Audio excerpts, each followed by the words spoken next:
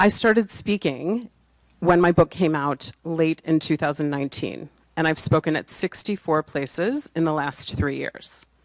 In 3 years, not a single person has ever asked me about my joy.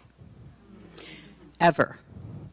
And if that doesn't tell you everything, I don't know what does. So thank you for asking me about my joy. I have a lot of it. And I've worked very hard to claim that joy in a world that does not often want me to have it. So we're going to start with the adoption portion, and we'll just work, because we figured out, I think I fit into 6 of your affinity categories here at Oakwood. And you know, my brother and my parents did go on, by the way, to have 2 biological children. So I have a brother and a sister, and they would also say that I'm a lot of things, but not in the same way. So let's start with adoption. And earlier today, we had a really beautiful, candid discussion about adoption.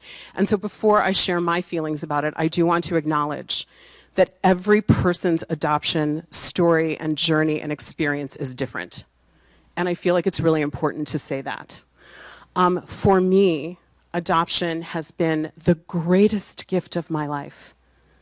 It is the most tremendous expression of unconditional love I have ever known in my life. And I thank God every single day for it. I thank God that when the rabbi called my parents and said, oh, there was a mistake made, my parents packed me up and took me home. In a time, remember, 1970 was very different than now.